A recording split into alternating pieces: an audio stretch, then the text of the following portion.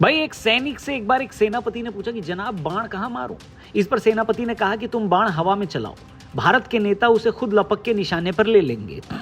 मजाक उड़ाओगे? भैया ये देश एक बवाल प्रधान देश है, जहां हर चौराहे से लेकर नुक्कड़ मंडली तक कोई ना कोई बवाल होता रहता है। जहां बवाल की गुंजाइश नहीं रहती वहां पर हम अपने बवाल खुद खड़े कर लेते हैं।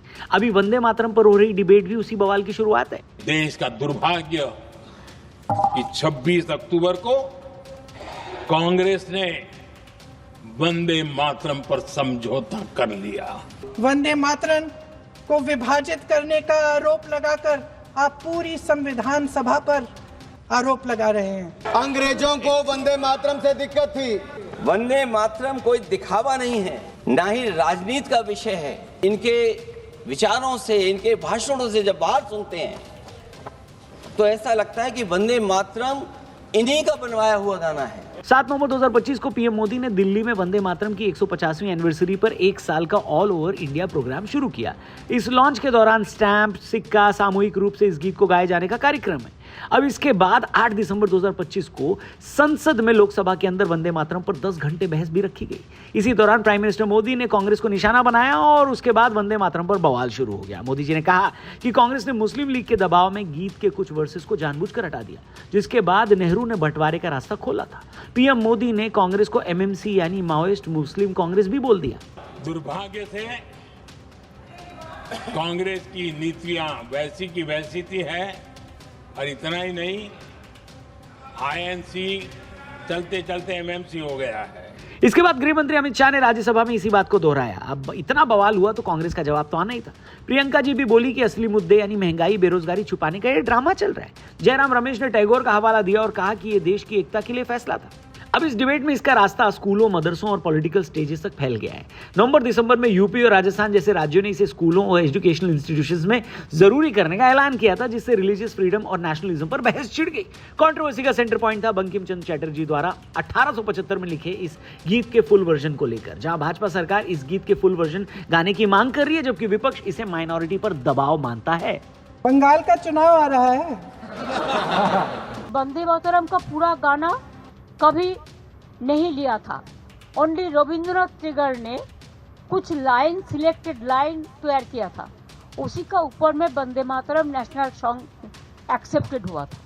राजस्थान में विधायक बाल मुकुंद आचार्य द्वारा एक टीचर से वंदे मातरम न गाने पर सवाल उठाने का वीडियो भी वायरल हुआ। लोकल लेवल पर टेंशन बढ़ी। खुद पीएम ने संसद में कांग्रेस पर 1937 में गीत का एक पार्ट हटाने का आरोप लगाया। अब यह बवाल नेशनल आइडेंटिटी, हिस्ट्री और कॉन्स्टिट्यूशनल राइट्स की जंग बन गया है, जहां दोनों ही साइड्स को अपनी पॉलिटिक्स खेलने का मौका मिल गया है। एक साइड इसे नेशनल आइडेंटिटी से जोड़कर देखती है, वहीं दूसरी साइड को यह लगता है कि इसका विरोध करेंगे तो माइनॉरिटी के थोड़े वोट्स मिल जाएंगे। अजीब देश है भाई साहब। नेशनल आइडेंटिटी के मुद्दों को अपनाएं या ना अपनाएं, इस पर भी बहस चल रही है। बताइए, एक आम आदमी यही बोल रहा है कि इतना बवाल होना था तो यार ऐसे गीत को राष्ट्रगीत बनाते ही नहीं, क्योंकि पहले 2 लाइन गा दो तो अपीजमेंट हो जाती है और आखिरी 2 लाइन गा दो तो हम कम्युनल हो जाते हैं।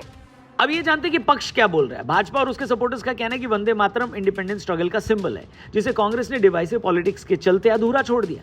प्रधानमंत्री ने लोकसभा में बहस की शुरुआत करते हुए कहा कि 1937 में कांग्रेस ने हिंदू कॉन्टेक्स्ट वाले पार्ट इस गीत से हटा दिए, जो देश के पार्टीशन की नींव रखने जैसा था, और अब 150 साल पूरे होने पर पूरे गीत की बहाली जरूरी है। भाजपा सांसद शशांक मणि ने प्रियंका गांधी के दावों को खारिज करते हुए बताया कि नेहरू समेत कई कांग्रेसी नेता शुरू में ही इसका विरोध कर चुके थे, जबकि रविंद्रनाथ टैगोर ने इसे सराहा था। पक्ष का लॉजिक है कि यूपी, राजस्थान जैसे राज्यों में इस गीत के फुल वर्जन को गाना कंपलसरी करने से ये राष्ट्रभक्ति सिखाएगा और मदरसों में इसे लागू करना एकता का प्रतीक माना जाएगा। वे इसे कल्चरल रिवाइवल बताते हैं, न कि कोई रिलीजियस प्रेशर समझते हैं। ठीक है, अब विपक्ष क्या बोल रहा है वो भी समझते हैं। विपक्षी दल जैसे कांग्रेस, समाजवादी पार्टी और अन्य लोग इसे रिलीजियस बेस पर डिवाइसिव बताते हैं, खासकर वो मुस्लिम कम्युनिटी पर दबाव के रूप में इसे देखते हैं। कांग्रेस के नेता प्रियंका गांधी ने संसद में कहा कि सरकार इस पूरे वंदे मातरम को गाने का कंपल्शन थोपकर माइनॉरिटी को निशाना बना रही, जबकि कांग्रेस ने 1949 में कॉन्स्टिट्यूएंट असेंबली में इसके 2 वर्सेस को नेशनल सॉन्ग बनाया ताकि सोसाइटल हार्मनी बनी रहे। वहीं हिस्टोरियंस और मुस्लिम संगठनों का कहना है कि इस गाने में देवी माता के रूप में भारत को पोर्ट्रे करने से इस्लामी बिलीफ का उल्लंघन होता है, जैसा कि मौलाना आजाद ने 1937 में इसका विरोध किया था। विपक्ष का सवाल है कि बेरोजगारी, मणिपुर संकट जैसे मुद्दों पर बहस क्यों नहीं हो रही है। यह पूरी तरह से एक चुनावी स्टंट है, ये विपक्ष का आरोप है। अब रियलिटी क्या है वो भी देख लेते हैं। अब दोस्तों जिस गीत के वर्ड्स पर इतना बवाल हो रहा है, एक बार जरा जान ले कि मामला क्या है। दरअसल ये डिबेट ही काफी ऐतिहासिक है। जिस वर्ड्स को लेकर यहाँ डिबेट हो रही है वो आपकी स्क्रीन पर है। सप्तकोटि कन्या कुटुंबिनी, सप्तकोटि कन्या कल सन्निभा, सर्वावादी सर्वमंगला, मंगल्ये मानते शुभांकरो। ये वर्ष मदरलैंड को 70 करोड़ कन्याओं वाली देवी के रूप में चित्रित करता है, जिसमें मां दुर्गा के रूप, सिंहासन, शंख घंटा आदि का मेंशन है, जो मूर्ति पूजा का सिंबल है। लक्ष्मी और सरस्वती जैसी देवियों का गुणगान भी इसमें। बंकिम चंद्र चटर्जी द्वारा 1870 के दशक में इस गीत को लिखा गया था और आनंद मठ उपन्यास में शामिल हुए ये गीत बंगाल के संथाल रिबेलियन पर बेस्ड था। उपन्यास में यह गीत ब्रिटिश शासन और संथाल विद्रोह के दौर में सन्यासियों के विद्रोह का सिंबल बन गया था, जहां मदरलैंड को देवी के रूप में दिखाया गया था। गीत के शुरुआती वर्ष मदरलैंड की सुंदरता को बताते हैं, जबकि बाद के भाग दुर्गा लक्ष्मी देवियों का गुणगान करते हैं, जो स्वतंत्रता आंदोलन में नेशनलिज्म का सिंबल बने थे। लेकिन 1905 के बंगाल विभाजन के बाद यह गीत स्वदेशी आंदोलन का नारा बन गया, जिसे रविंद्रनाथ टैगोर ने 1896 के कांग्रेस अधिवेशन में गाया था। कांग्रेस ने 1905 के वाराणसी अधिवेशन में इसे अपनाया, जिसके बाद राष्ट्रीय गीत के रूप में 1950 में इसे मान्यता मिली। लेकिन इस गीत का सबसे बड़ा विरोध जिन्ना की मुस्लिम लीग ने किया था।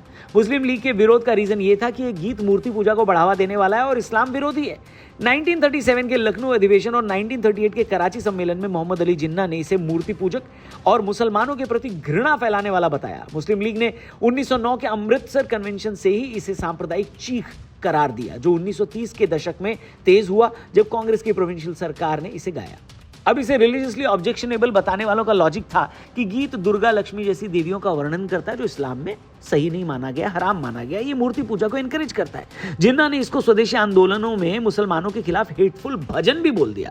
दरअसल ये विरोध जिन्ना की अलगाववादी राजनीति का हिस्सा था, क्योंकि लीग इसे हिंदू सेंटर्ड मानकर मुसलमानों को एकजुट करना चाहती थी। प्रॉब्लम ये हो गई कि कांग्रेस ने 1937 में जांच समिति बनाकर केवल पहले 2 वर्सेस एक्सेप्ट किए, ताकि इन ऑब्जेक्शंस का सोल्यूशन हो सके।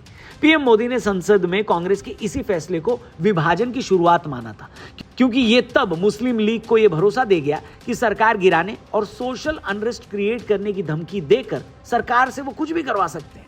अब वंदे मातरम भारत के लिए इतना जरूरी क्यों है वो भी समझ लेते हैं। दोस्तों, भारत जैसे प्लूरलिस्टिक देश के लिए वंदे मातरम को मान्यता देना एकता और कल्चरल प्राइड का प्रतीक है, जो स्वतंत्रता आंदोलन की धरोहर को जिंदा रखता है। हर देश की एक ऐतिहासिक आइडेंटिटी होती है। भारत की ऐतिहासिक आइडेंटिटी सनातन ही है। कुछ लोगों को मेरी ये बात कंट्रोवर्शियल लग सकती है, लेकिन भाई साहब चलो मैं झूठा, लेकिन इस देश की धरती तो झूठी नहीं हो सकती। देश की किसी भी जमीन पर खुदाई करिए, आपको सनातन आइडेंटिटी से जुड़ा कुछ ना कुछ मिल ही जाएगा। अब एक ऐसे देश में जो पहले से ही कई विदेशी हुकूमतों के नीचे दबा हो, वहां उस देश की कल्चरल आइडेंटिटी ही उसे बचाए रखती है। इन हमलावरों को ये समझ में नहीं आया था कि अटैक कहां करें, किस आइडेंटिटी पर करें। बस इसीलिए उन्होंने इस देश की आइडेंटिटी से ही खुद को अलग कर लिया। टाइम बदला और आंदोलन भी बदले, लेकिन विभाजनकारी ताकतों की ये सोच आज भी जिंदा है, जहां वो इस देश की असली आइडेंटिटी से खुद को जोड़ ही नहीं पाती। देखिए, आज पॉलिटिकल पार्टियां उसी सोच को अपने वोट के लिए इस्तेमाल कर रही हैं। आप कमेंट करके बताइए कि आप क्या सोचते हैं वंदे मातरम की इस डिबेट को लेकर। जो संसद में बात हो रही है, नेताओं के जो बयान आ रहे हैं, अलग अलग फोरम पर जो इस बात को उठाया जा रहा है, इसको आप कैसे देखते हैं? क्या इसी देश के नागरिक होने के नाते सबको इसे एक्सेप्ट करना चाहिए या नहीं करना चाहिए? या फिर आपको लगता है कि जिसका मन हो गाए, इसको माने, जिसका मन हो ना माने? क्या सोचते हैं आप? क्या है आपकी ओपिनियन? कमेंट करके जरूर बताना। चैनल को भी जरूर सब्सक्राइब करना दोस्तों। जल्दी मिलते हैं। जय हिंद।